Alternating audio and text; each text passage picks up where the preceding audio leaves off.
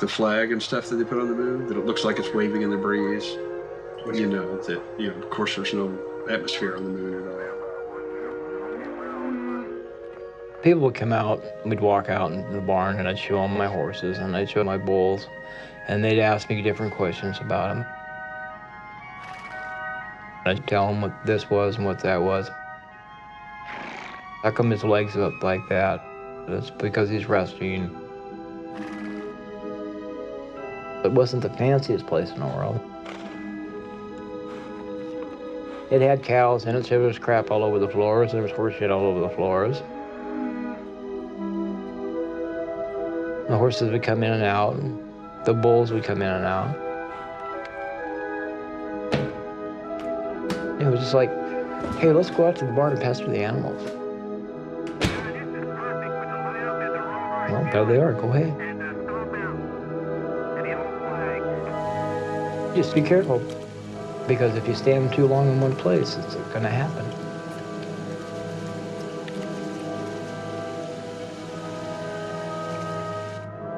If you just stand there, they'll walk up behind you, put their head on your shoulder, and talk to you. They're gonna pick up that pheromone your body's putting off, they're gonna mount you. If you don't move, you're bred. And I mean bred.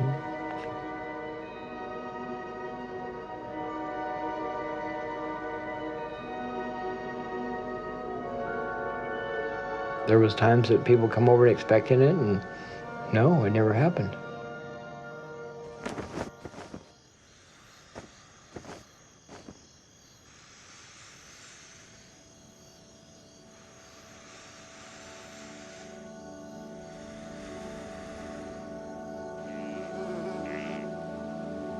We had one horse that we called Chance when we brought him in.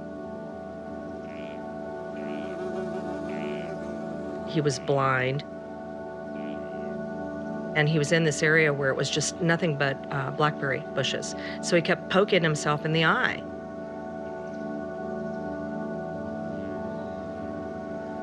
We ultimately had to remove both of his eyes because he had re-injured himself so many times trying to forage for food.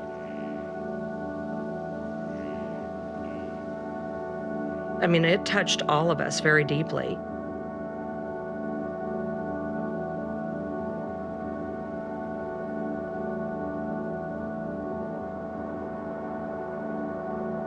When we took that horse to the veterinary hospital, we were advised to put him down.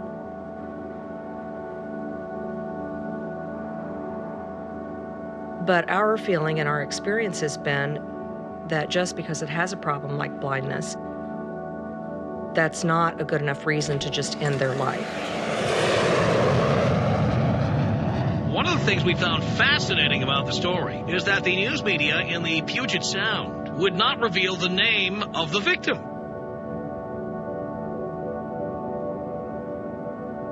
We believe we have the name of that man. We talked to somebody who worked with this guy.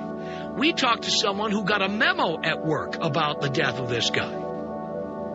We talked to people who told us that federal employees were coming in saying this name is never, ever, ever to be given out.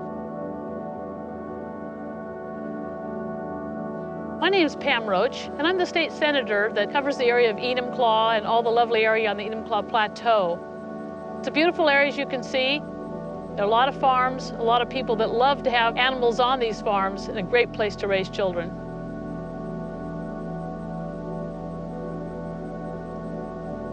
I could never believe that an animal would do this on their own. We don't allow adults to abuse children sexually. Children cannot consent. Children are innocent, and so are animals. They cannot consent, and they're innocent.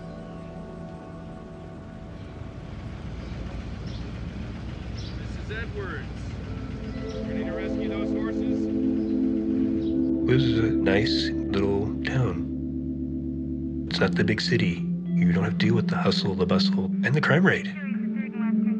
Mostly you see in the paper, somebody's trash can gets knocked over, or the drunk next door neighbor comes over and pissing on their tires. It was not a town that had a whole lot going on in it. It was quiet. There was a couple Chinese food restaurants. There was a Mexican food restaurant we go to quite a bit.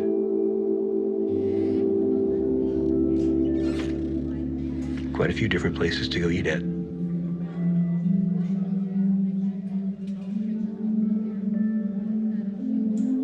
You know, we're not isolated out there. We like the rural setting, but you're not, dropped in the middle of nowhere.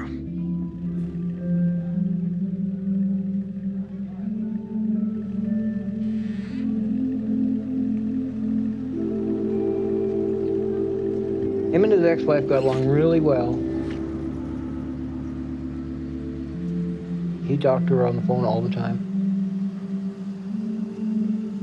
She seemed like a nice girl. Since the divorce, they got to be best of friends. They were still friends up until the day he died.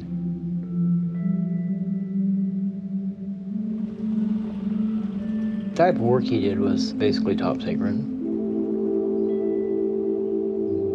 I knew what he did.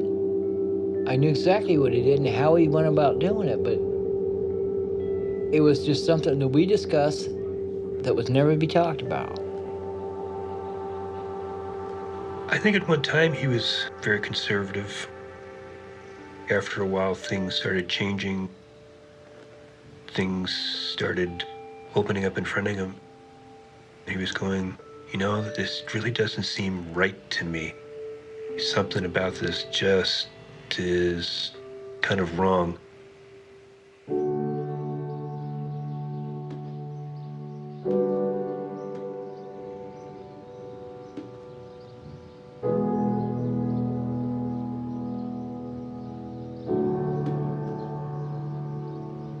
I had a apple tree, fir tree, and a weeping willow.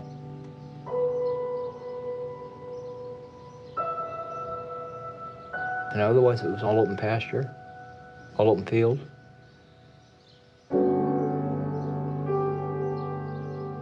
Occasionally, there'd be some discussion on some constitutional issues of basic freedoms being usurped by certain political parties who thought that they needed to control the morality of the world, and they didn't care exactly how they got to do it.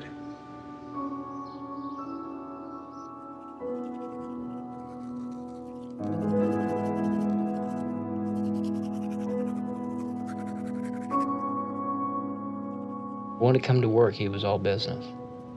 When he come out there to the farm, he was a completely different person. He'd be relaxed. He was comfortable.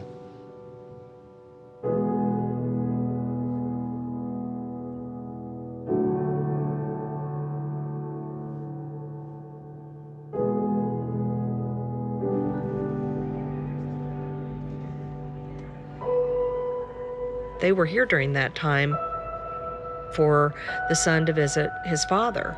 Flight number 324 to Seattle will be leaving gate 26A at 6:22 p.m. Here they had come all this way to have this sort of normal family vacation.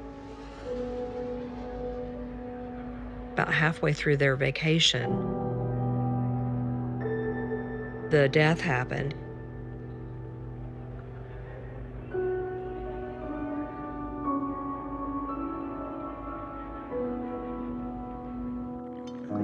I called him at work, and I said, "Are you gonna come out tonight?"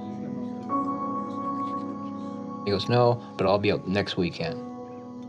I said, "Oh no, you gotta come out tonight. There's somebody that wants to meet you." And we argued a little bit over the phone, and I finally got him to come out. Well, that was my downfall.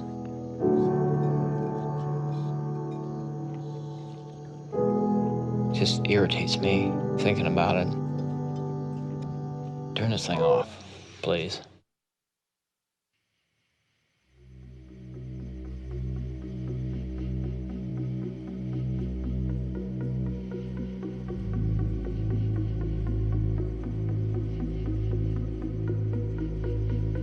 You're connecting with another intelligent being who is very happy to participate, be involved.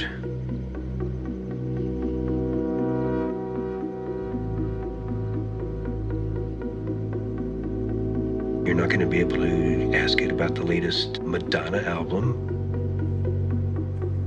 It has no idea what Tolstoy is or Keats. You can't discuss the difference between Manet and Picasso. That just doesn't exist for their world. It's a simpler, very plain world. And for those few moments, you kind of can get disconnected.